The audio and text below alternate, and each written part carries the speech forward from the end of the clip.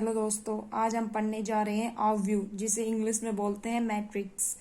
तो ऑवव्यू यानी मैट्रिक्स की खोज जो की थी वो 1857 ईस्वी में आर्थर कैली नामक गणितज्ञ ने की थी। ये हमारे कोई काम का नहीं है।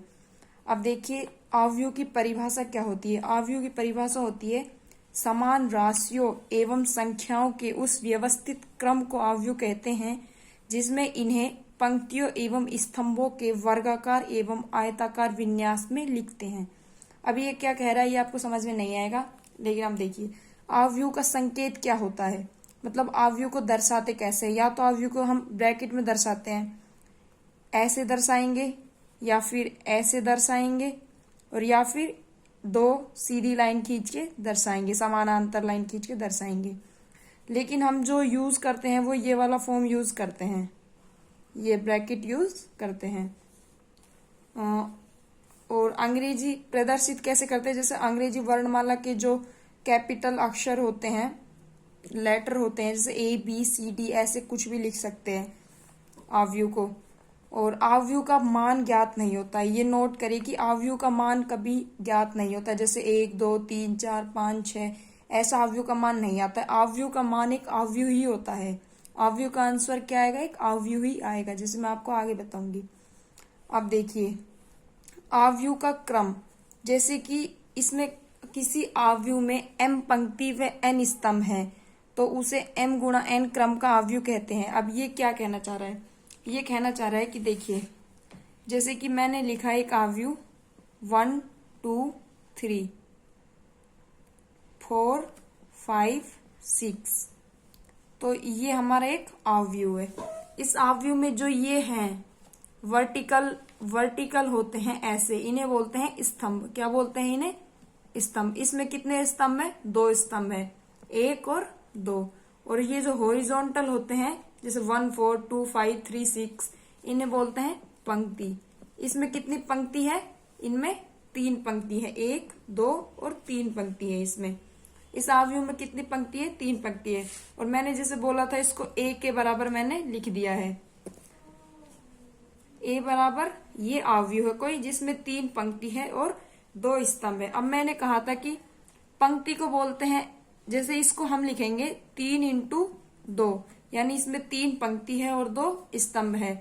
तो m गुणा n क्रम का कोई ऑवव्यू, m गुणा n क्रम का कोई ऑवव्यू होता है तो उसमें m पंक्तियां होती है और n स्तंभ होते हैं। जैसे मैं बोलूं कि किसी ऑवव्यू में m पंक्ति है और n स्तंभ है।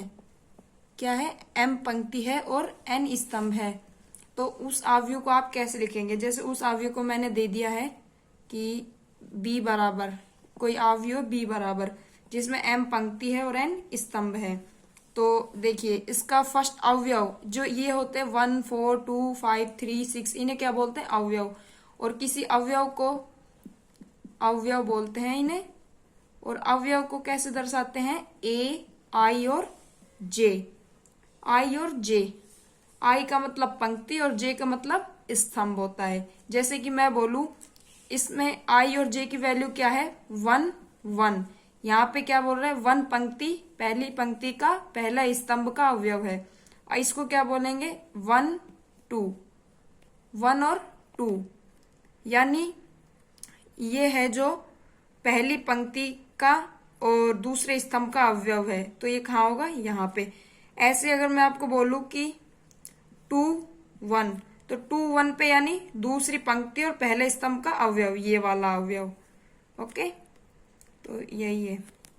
अब आगे देखिए, जैसे मैंने बोला कि m पंक्ति और n स्तंभ में ऐसा अवयव तैयार कीजिए, तो उसके लिए इसका पहला अवयव क्या होगा, a 1 1।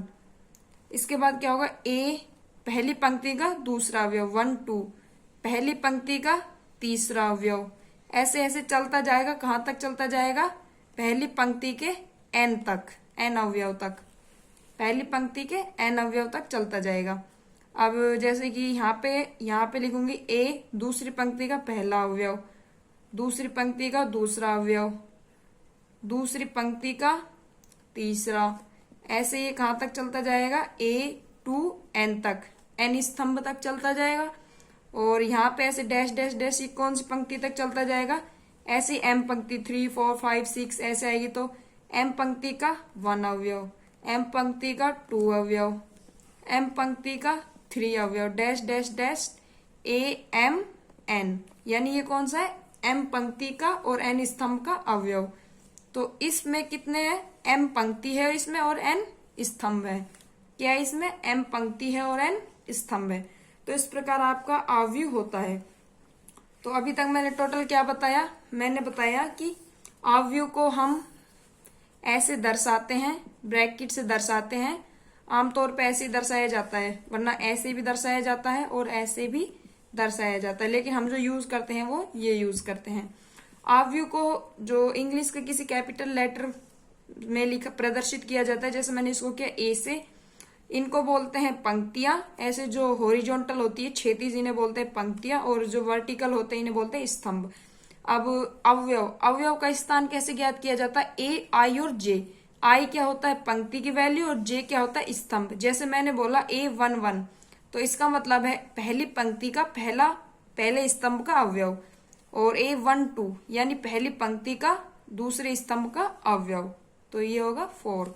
आई होप आपको ये समझ में आया होगा। अब जैसे मैंने बोला कोई m गुना n का अवयव तैयार कीजिए, तो इसका मतलब क्या है, इसमें m पंक्ति है और n स्तंभ है, तो ये आप ऐसे तैयार करेंगे। ओके। और जैसे कि इसको सिंपल मैं आपको समझाऊं तो 1 मिनट में इसको साफ कर देती हूँ।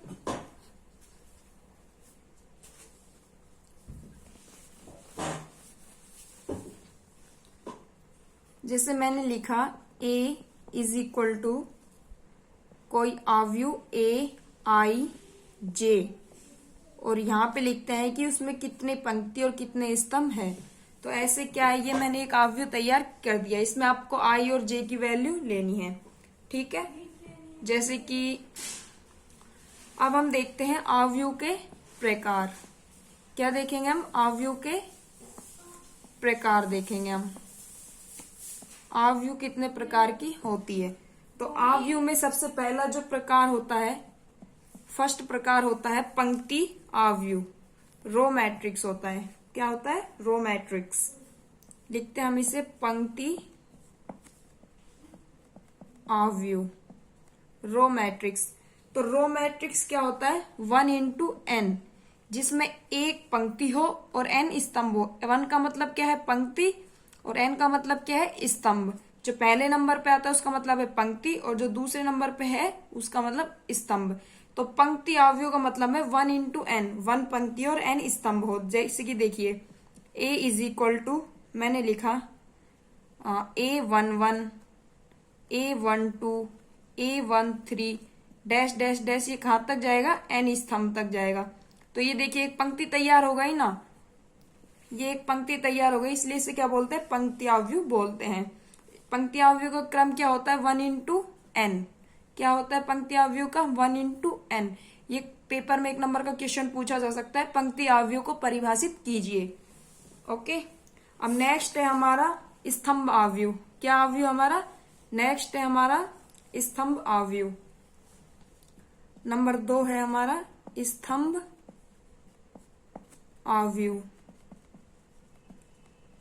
स्तंभ अवयव जो होता है उसमें उसका क्रम क्या होगा, उसका क्रम होगा m × 1, जिसमें m पंक्ति हो और एक स्तंभ हो। अब इसका एग्जांपल देखिए, जैसे A इज इक्वल टू, जैसे कि इसको लिखा A11, A11, A12 dash dash dash, ये कहां तक जाएगा, ये कहां तक जाएगा, यहाँ पे तो 1 1 आएगा ना, ये A11, A21 दूसरी पंक्ति का फर्स्ट अवयव, ऐसे ये m तक जाएगा, 3 4 5, और ये 1 ही रहेगा। तो इस प्रकार से ये एक स्तंभ तैयार हो गया। तो इसलिए इसे क्या बोलते हैं, स्तंभ अवयव बोलते हैं। क्या बोलते हैं इसे, स्तंभ अवयव बोलते हैं। ओके। अब नेक्स्ट देखिए, नेक्स्ट जो है हमारा थर्ड, वो है शून्य आव्यूह। क्या है वो? शून्य आव्यूह। शून्य आव्यूह किसे बोलते हैं? शून्य आव्यूह बोलते हैं जिसके ऐसा आव्यूह जिसके प्रत्येक अवयव शून्य हो। क्या हो? प्रत्येक अवयव 0 हो, उसे क्या बोलेंगे? शून्य आव्यूह बोलेंगे। जैसे कि, और इसे हम कैसे दर्शाते हैं? ओ से दर्शाते हैं। ओ से, ओ फॉर ऑरेंज। इसका मतलब 0 नहीं है, ऑरेंज, ऑरेंज वाला ओ, ऑरेंज वाले ओ से दर्शाते हैं। ये तो 0 है। क्या है ये? 0 हो, और इसे ओ से हम दर्शाते हैं। तो जैसे कि ये मैंने ओ से दर्शाया शून्य आव्यूह को, और इसके अवयव क्या होंगे? प्रत्येक अवयव 0 होंगे, 0 0। और ये किस क्रम की मैट्रिक्स है? यह 2 into 2 की मैट्रिक्स है। इसमें 2 पंक्ति है और 2 स्तंभ है। ये क्या है? M, और ये क्या है? N। ओके।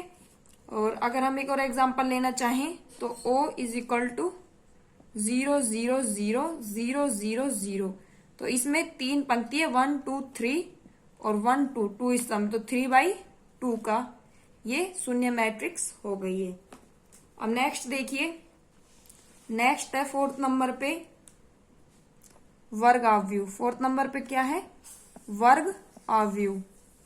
वर्ग आव्यूह यानी स्क्वायर मैट्रिक्स। वर्ग आव्यूह क्या होता है?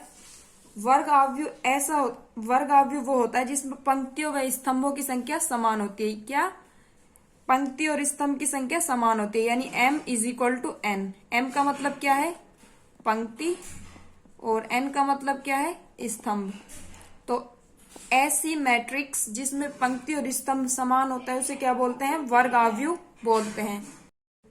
इस प्रकार वर्ग आव्यूह किसे कहते हैं? जिसमें वो पंक्ति और स्तंभ समान होता है उसे क्या बोलते हैं? वर्ग आव्यूह बोलते हैं।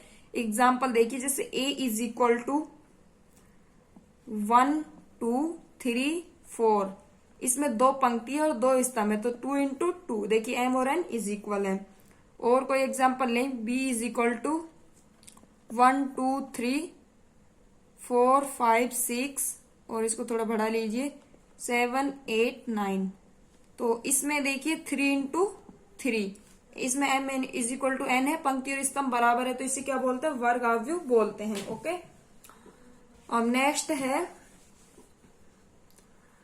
वर्ग आव्यूह में एक चीज और याद रखिए, जैसे कि ये कोई वर्ग आव्यूह है 1 2 3 4 5 6 7 8 9, ये कोई वर्ग आव्यूह है 3/3 का। तो इसमें मुख्य विकर्ण क्या है? इसमें मुख्य विकर्ण बोलते हैं इसे, इस वाले को क्या बोलते हैं? मुख्य विकर्ण बोलते हैं। ये आपको पहले से पता भी होगा। इसको क्या बोलते हैं? मुख्य विकर्ण बोलते हैं। मुख्य विकर्ण क्या बोलते हैं? इसे मुख्य विकर्ण बोलते हैं। ओके। नेक्स्ट देखिए विकर्ण आव्यूह। विकर्ण आव्यूह आप समझ ही गए होंगे। विकर्ण आव्यूह 5 नंबर पे कौन सा आव्यूह है? विकर्ण आव्यूह। विकर्ण आव्यूह क्या होता है? ऐसा आव्यूह जिसमें मुख्य विकर्ण के अतिरिक्त सभी अवयव शून्य हो। क्या? मुख्य विकर्ण के अतिरिक्त, मुख्य विकर्ण को छोड़कर शेष अवयव 0 हो। शेष अवयव क्या हो? 0 हो। विकर्ण आव्यूह विकर्ण आव्यूह कौन सा होता है? जिसमें मुख्य विकर्ण को छोड़कर शेष सभी अवयव 0 हो। एक एग्जाम्पल देखिए, जैसे कि एग्जाम्पल है 8 0 0 3। ये 2/2 की मैट्रिक्स है, और इसमें मुख्य विकर्ण क्या है? 8 और 3। अभी मैंने आपको बताया था वर्ग आव्यूह में मुख्य विकर्ण। तो मुख्य विकर्ण को छोड़कर बाकी सब 0 हो, तो इसे क्या बोलते हैं? विकर्ण आव्यूह। एक और एग्जाम्पल देखिए, जैसे कि एक b 4 0 0 0 5 0 0 0 6। ये 3/3 की कोई मैट्रिक्स है, वर्ग आव्यूह 3/3 का। तो इसमें जो मुख्य विकर्ण है, इसमें मुख्य विकर्ण को छोड़कर बाकी सब 0 है। नेक्स्ट देखिए, नेक्स्ट है हमारा अदिश आव्यूह, स्केलर मैट्रिक्स। अदिश आव्यूह किसे कहते हैं? अदिश आव्यूह कहते हैं ऐसा विकर्ण आव्यूह। कौन सा? ऐसा विकर्ण आव्यूह जिसमें मुख्य विकर्ण के सभी अवयव समान हो और शेष अवयव 0 हो। ऐसा आव्यूह जिसमें मुख्य विकर्ण के सभी अवयव समान हो तथा शेष अवयव 0 हो। तो देखिए जैसे कि ये एक मैट्रिक्स है 4 0 0 4, 2 इंटू 2 की एक मैट्रिक्स है। इसमें मुख्य विकर्ण है ये और इसमें बाकी सभी अवयव 0 हो और मुख्य विकर्ण के अवयव समान भी है, तो इसे क्या बोलते हैं? अदिश मैट्रिक्स बोलते हैं।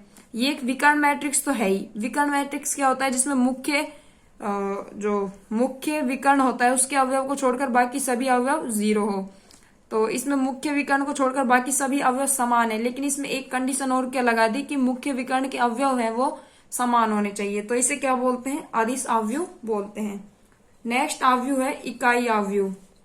7 नंबर पे कौन सा है? इकाई आव्यूह, यूनिट मैट्रिक्स। ये सभी जो मैट्रिक्स मैं आपको बता रही हूँ सभी इंपॉर्टेंट है, सभी को 1 या 2 नंबर में परिभाषित करवाया जा सकता है और क्वेश्चंस में भी काम आएंगे हमारे मैट्रिक्स। तो इकाई आव्यूह क्या होता है? इकाई आव्यूह होता है ऐसा अदिश, क्या? ऐसा अदिश विकर्ण आव्यूह, ऐसा अदिश विकर्ण आव्यूह। पहले मैंने आपको बताया कि विकर्ण आव्यूह क्या होता है। विकर्ण आव्यूह आपको पता है कि विकर्ण को छोड़ के, मुख्य विकर्ण को छोड़कर सभी अवयव 0 होते हैं। और अदिश का क्या मतलब होता है? अदिश का मतलब होता है कि विकर्ण आव्यूह के अवयव भी समान हो। अदिश विकर्ण आव्यूह, अदिश विकर्ण आव्यूह के सभी अवयव क्या हो? 1 हो। इकाई का मतलब क्या होता है? 1। अदिश विकर्ण आव्यूह के सभी अवयव 1 हो। जैसे कि एक एग्जाम्पल है ए, ये मैं कोई 3x3 की मैट्रिक्स ले रही हूँ 1 0 0 0 1 0 0 0 1। तो देखिए अब इसमें ये मुख्य विकर्ण है, इसके सभी अवयव क्या है? 1 हैं।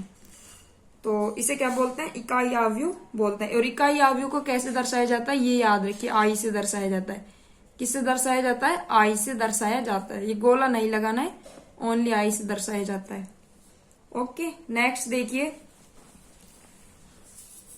अभी तक जो मैंने आपको बताई वो सभी इंपॉर्टेंट थी। अभी जो मैं आपको बता रही हूँ त्रिभुजाकार आव्यूह, त्रिभुजाकार आव्यूह ये इतनी इंपॉर्टेंट नहीं है। त्रिभुजाकार आव्यूह है जो, त्रिभुजाकार आव्यूह में 2 प्रकार की होती है, एक ऊपरी त्रिभुजाकार और एक निचली त्रिभुजाकार।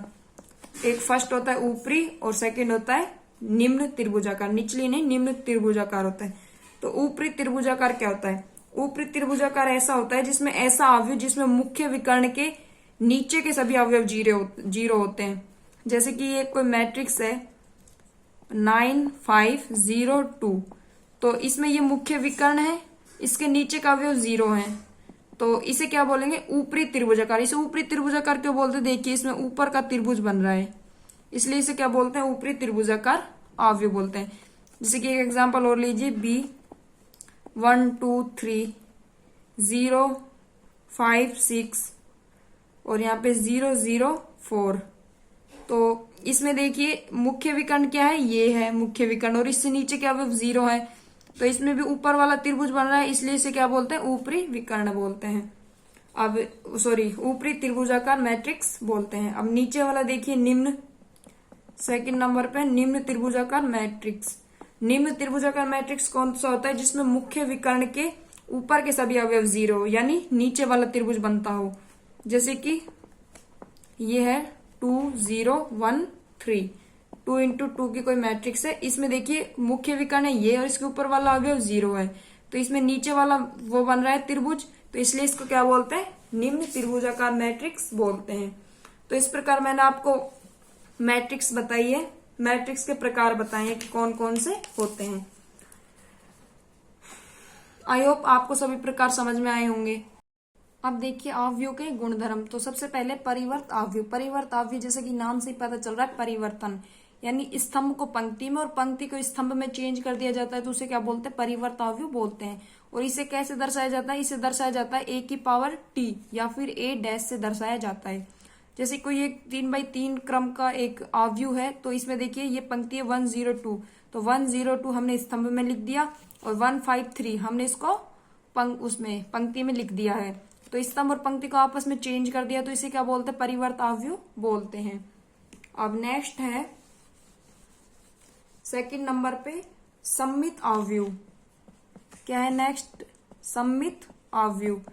ये बहुत इंपॉर्टेंट है सममित अवयव, इस पे आपको क्वेश्चंस बनते हैं, इस पे सममित अवयव पे।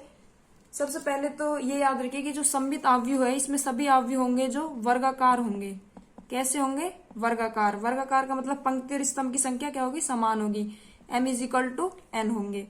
तो सममित अवयव क्या होता है, सममित अवयव होता है जो कोई अवयव होता है उसका परिवर्त मैट्रिक्स यानी परिवर्त अवयव भी बराबर होता है, तो ये क्या होता है, सममित अवयव होता है।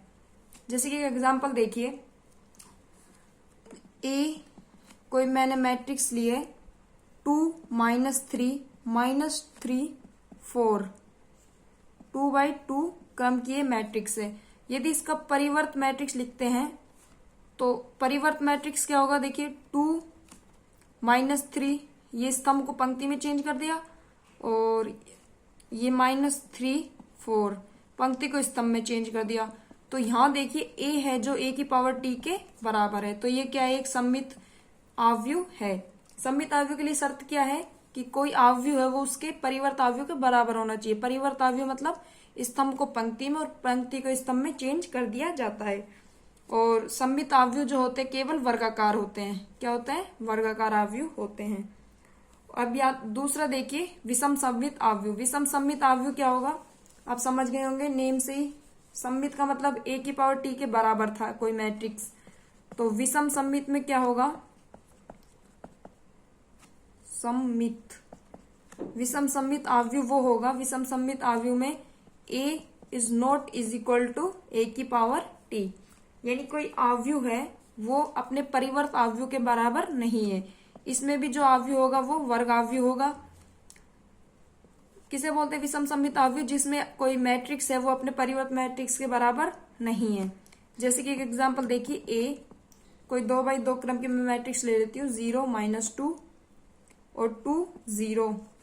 यदि हम इसे परिवर्त मैट्रिक्स लिखते हैं इसकी, तो परिवर्त मैट्रिक्स इसकी क्या होगी, 0 -2 2 0। ये देखिए बराबर नहीं है, 0 -2 0 2, तो इसे क्या बोलते हैं हम, विषम सममित मैट्रिक्स बोलते हैं।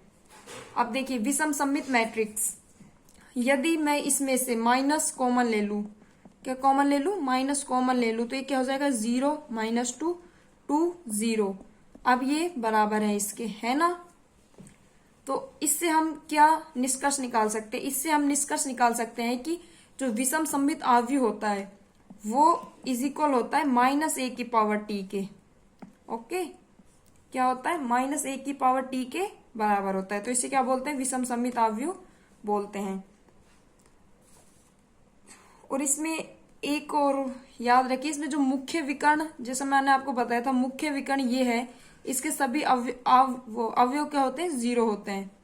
क्या होते हैं, सभी अवयव 0 होते हैं। तो ये आपकी क्या हो गई, विषम सममित अवयव हो गए। अब नेक्स्ट कुछ गुणधर्म देखिए, जैसे कि फर्स्ट गुणधर्म है, कोई अवयव है उसका योग या फिर घटाव, यदि उसको चेंज कर दिया जाए तो वो किसके बराबर होगा, परिवर्त मैट्रिक्स ± b की पावर t। यानी किसी a और b मैट्रिक्स को जोड़ा जा रहा है या घटाया जा रहा है, जोड़ने या घटाने के बाद उसको चेंज कर दिया जाता है, तो वो किसके बराबर होगा, a की पावर t प्लस या minus according to question b की पावर t के। नेक्स्ट देखिए k क्या है, यहाँ पे k कोई अदिश राशि है। एक यदि किसी अदिश राशि से किसी मैट्रिक्स को गुणा किया जाए और फिर उसे परिवर्त कर दिया जाए तो वो k a की पावर t के बराबर होगा। k क्या है यहाँ पे, अदिश राशि।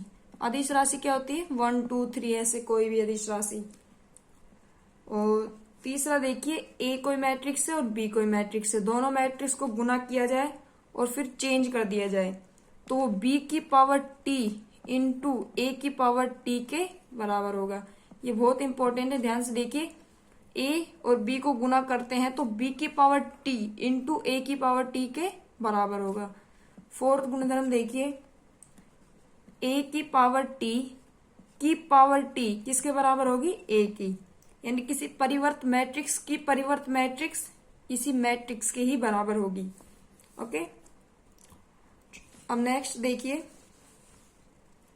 5 नंबर पे a प्लस a की पावर t सममित अवयव, ये क्या है, सममित अवयव है। और a माइनस a की पावर t विषम सममित अवयव, क्या है ये, विषम सममित अवयव है। और a की पावर t और a की पावर t a, ये क्या है, सममित अवयव है। तो ये तो आपको याद रखना है। और इसके बाद जो मेन है वो क्या होगा, तो अवयव का योग रूप क्या होगा। आपसे क्वेश्चन पूछा जाएगा कि अवयव का योग रूप क्या होता है, अवयव का योग रूप। तो अवयव का योग रूप क्या होगा, अवयव का योग रूप होगा a is equal to 1/2 a plus a की पावर t, ये क्या है, सममित अवयव, प्लस 1/2 a माइनस a की पावर t, ये क्या है, विषम सममित अवयव। तो ये एक बहुत इंपॉर्टेंट आइडेंटिटी है जो आपको याद रखनी है। अब हम नेक्स्ट देखते हैं, एक नोट और याद देखिए, यदि कोई जो अवयव है उनके क्रम समान होते हैं, अवयव के क्रम यदि समान है, अवयव के क्रम यदि समान है तो उनके अवयव, संगत अवयव समान होते हैं, संगत अवयव समान होते हैं। इसका क्या मतलब है, इसका मतलब है कि जैसे कि कोई 1 2 3 4 कोई मैट्रिक्स है A और ये बराबर है K 3 5 और यहां पे लिख दूं मैं P। तो 1 किसके बराबर है, K के, 2 किसके बराबर है, 3 के, ऐसे। तो अगर यहां से मैं K की वैल्यू पूछूं तो K की वैल्यू होगी 1, P की वैल्यू पूछूं तो P की वैल्यू होगी 4। क्यों, क्योंकि मैट्रिक्स 2x2 क्रम की है, ये भी 2x2 क्रम की है। यदि किसी मैट्रिक्स का क्रम समान है तो संगत अवयव, संगत अवयव मतलब 1K P4 ये समान होते हैं। ओके, इसी पे बेस आपको बहुत सारे क्वेश्चन मिल जाएंगे संगत अवयव पर। अब नेक्स्ट हम देखते हैं अवयव पर संक्रियाएं। क्या देखेंगे हम नेक्स्ट, संक्रियाएं देखेंगे, अवयव की संक्रियाएं। तो अवयव की संक्रियाएं में सबसे पहले हम देखते हैं योग। क्या देखेंगे, योग। यहाँ पे अभी तक अवयव की जो संक्रिया होती है, अवयव की संक्रियाएं होती है, उनमें मैट्रिक्स का जो क्रम होता है वो समान होना चाहिए, मैट्रिक्स का क्रम समान होना चाहिए। तो जैसे सबसे पहले हम देखते हैं योग। तो जैसे कि कोई मैट्रिक्स है AIJ M गुना N क्रम की, और B मैट्रिक्स है BIJ M गुना N क्रम की। तो यहाँ पे इसका योग क्या होगा, A plus B is equal to matrix AIJ plus BIJ। और ये किस क्रम की मैट्रिक्स आएगी, M इंटू N की आएगी। जैसे कि एक एग्जांपल है 1 3 2 4 और यहाँ पे लिख देते हैं K प्लस 1 3 4 5। ये कोई मैट्रिक्स है, 2x2 क्रम सेम है इसका, 2x2। तो इसमें क्या लिखेंगे हम, K plus 1 is equal to 1, जैसे मैंने अभी बताया था संगत अवयव। तो ये क्या हो जाएगा, K इज इक्वल टू 0 हो जाएगा। ओके, तो मैट्रिक्स का योग कैसे करते हैं, A प्लस B, यानी संगत अवयव को जोड़ते हैं मैट्रिक्स में। नेक्स्ट देखिए क्रम विनिमेयता। क्रम विनिमेयता क्या होता है, क्रम विनिमेयता, मैट्रिक्स क्रम विनिमेयता के नियम का पालन करता है या नहीं। तो क्रम विनिमेयता होता है A plus B is equal to B plus A। तो मैट्रिक्स इसका पालन करता है क्रम विनिमेयता का। नेक्स्ट है साहचर्यता। क्या है, साहचर्यता। तो साहचर्यता में A plus B bracket plus C is equal to A plus B plus C। तो मैट्रिक्स इसका भी पालन करता है, साहचर्यता का भी।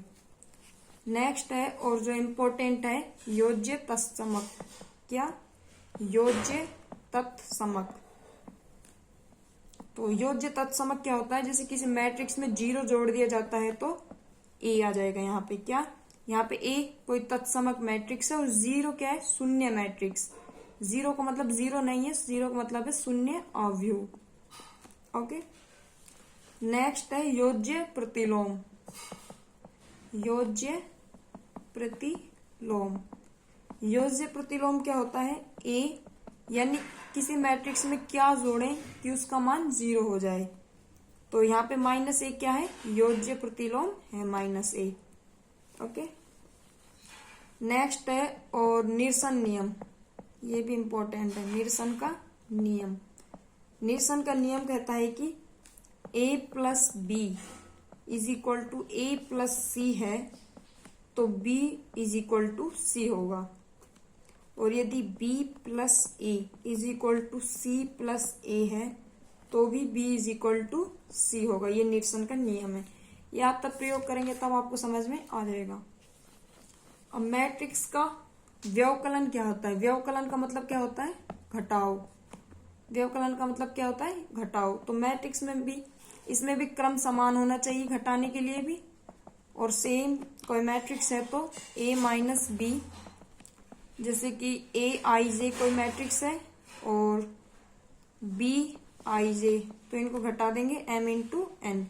इनका क्रम समान होना चाहिए, a आई जे का और b आई जे का क्रम समान होना चाहिए। अब नेक्स्ट और सबसे इंपॉर्टेंट है कि मैट्रिक्स को गुणा कैसे करते हैं। गुणनफल, मैट्रिक्स का गुणनफल कैसे करते हैं, ये नेक्स्ट और सबसे इंपॉर्टेंट है, मैट्रिक्स का गुणनफल। तो मैट्रिक्स में गुणा करने के लिए जो एक के स्तंभ की संख्या, यानी कोई मैट्रिक्स है उसके स्तंभ की संख्या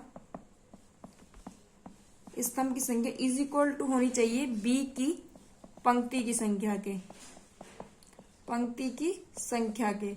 अब ये क्या बोल रहा है, ये बोल रहा है जैसे कि कोई a इज इक्वल टू, ये मैट्रिक्स है a I J m into P, तो b जो मैट्रिक्स है b आई जे p इंटू एन, तो ही हम इसे गुणा कर सकते हैं। यानी देखिए, इस a मैट्रिक्स की स्तंभ की संख्या और b मैट्रिक्स की पंक्ति की संख्या समान है तो ही हम इन्हें गुणा कर सकते हैं।